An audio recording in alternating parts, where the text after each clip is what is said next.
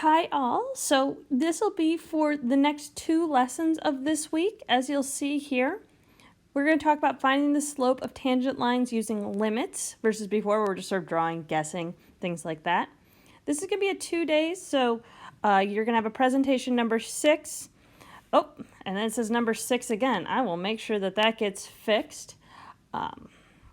So look for the correct presentation problem in Google Classroom, and I'll make sure to draw attention to it in the assignments. But you're doing two different sets. Each set has sort of a variety of different problems so that you get practice with both over the course of 2 days. What I recommend is that you start with watching the video all the way through, maybe starting on the homework, noticing what you know and what you don't know, and then come back the second day. Maybe watch little bits and pieces of it again, or watch the video at twice the speed so that you can get a little bit more of that practice in. Now, what we're going to do is we can first start just by estimating tangent lines by looking at them. And part of that is going to require you to be able to draw them reasonably well. So we're going to practice that first. So here we've got a graph for the function f of x, and number 1 asks, estimate the slope of the tangent line at x equals 3. Now, x equals 3 would be right here. And so the point that you're drawing the tangent line for would be approximately there. Now, everyone's tangent line is going to be ever so slightly different. And what you want to do is you want to draw a line that just grazes the point so that if you zoom really close in, they look like they're exactly the same right around here.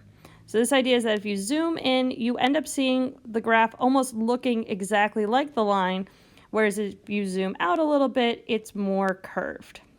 That zooming feature is one of the many reasons that we've changed over to this way of making videos. Some of the things you'll be asked to do are using zoom on your calculator to see, oh, right, this does approximate a line when we look very closely at a curve. So if we're approximating this, everyone's is going to be slightly different to estimate the slope. From my perspective, I can say, oh, well, it looks like I kind of am going through this point here, which would mean I'm going up 3 over 2. Okay, that checks out on this side here. So my estimation would be 3 over 2. Yours will obviously be a little bit different, but one thing that should be true is it should be close, so anything between maybe 1 and 2, because this would be 1.5. And it definitely needs to be positive, because if you zoom in again, right, we notice that this graph is going upwards at the point 3. So if you end up with a negative answer, you know something has gone awry. So speaking of positive and negative, the next question is, where is the slope of the tangent line negative? And the idea there is when you zoom in, it looks like the graph is going downward.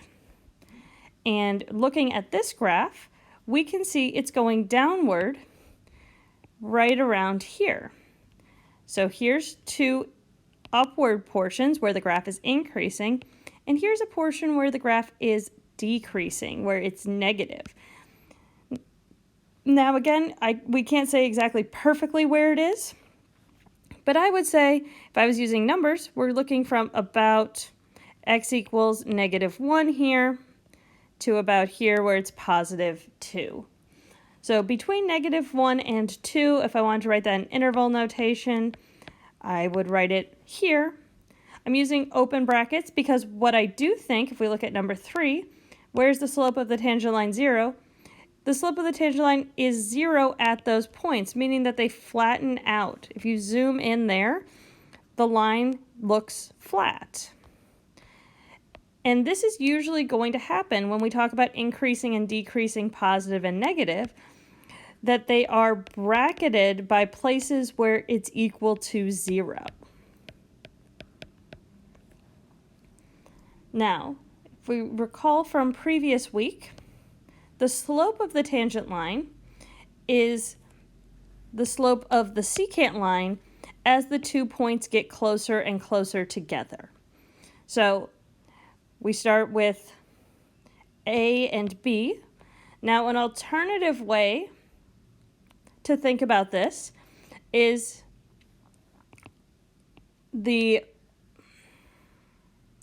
An alternative way to think about this is that the distance between the 2 points is getting closer and closer. So a formula you're going to see a lot of is saying, well, f of a plus h minus f of a. So the h is the distance in between a and b, because b is just a plus a little bit more. And we want that little bit more to be really small. So h is approaching 0. And then the nice thing that we end up with in the denominator is that if I plug in a plus h for b, you get a plus h minus a in the denominator. Oh, that simplifies very nicely, and we just get h. And the main reason for this is that it involves less numbers. So, find the slope of the tangent line of y equals x squared plus 6y plus 9 at the point negative 2, 1. So here, these formulas are all for the tangent line at x equals a. So a is the x value. If I'm looking right here,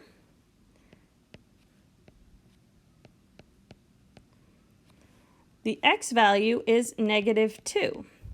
So if I plug that into my formula, and again, you can use either one, I'm going to practice using this one here because this is the one you're going to see more often in calculus.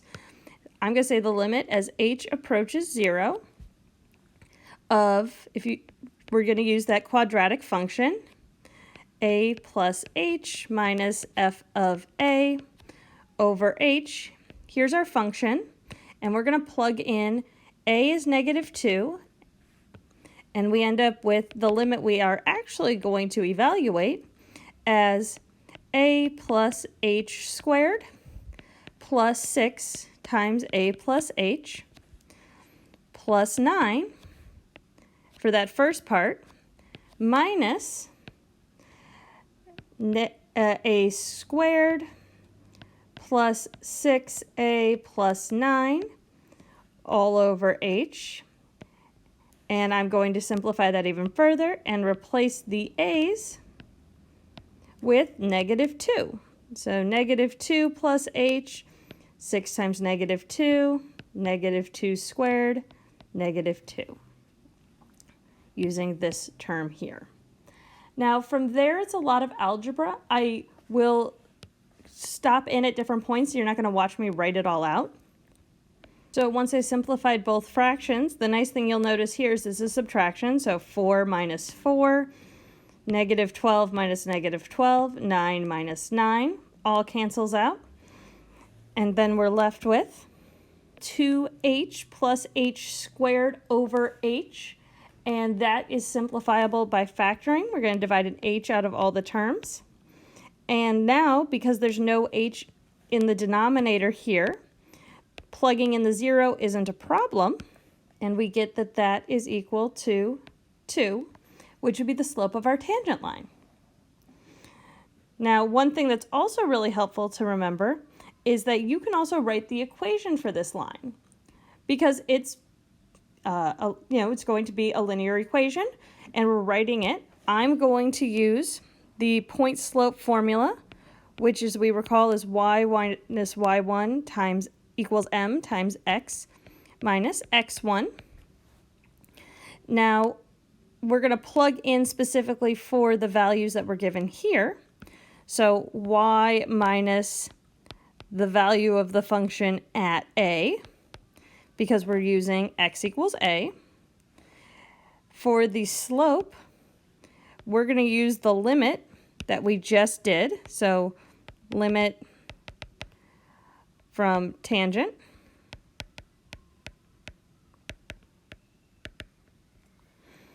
and then for x minus a.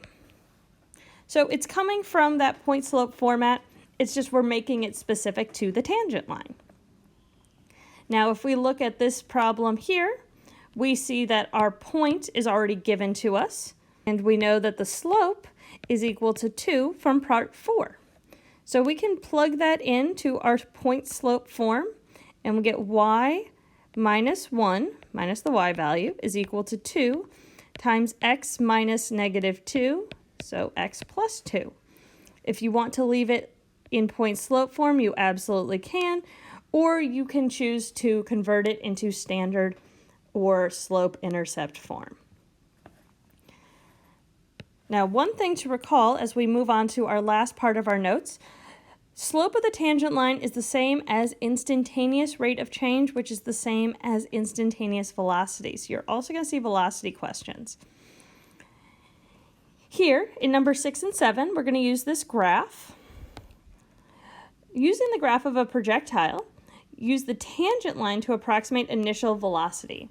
Now, whenever you see the phrase initial velocity, I want you to think initial means the time equals 0, and velocity is talking about the rate of change, which is the slope of the tangent line.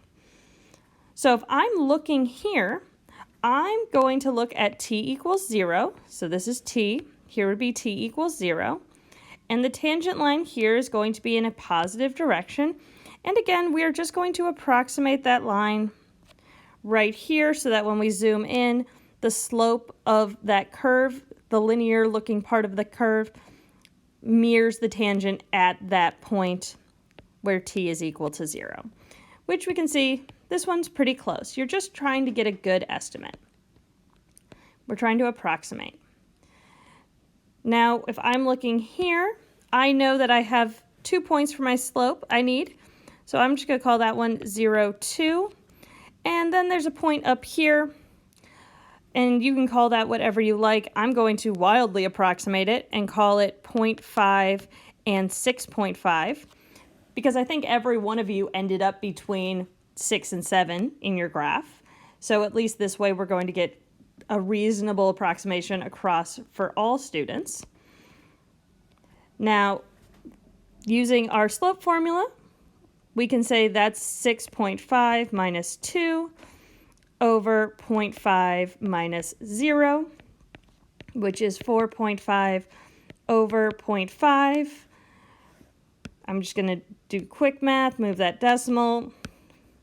45 over 5 is 9. So that is our approximate initial velocity.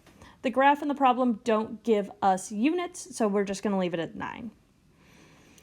Now, when we read question number 7, the motion of this projectile is graphed by the function h of t is equal to 2 plus 9t minus 4.9t squared.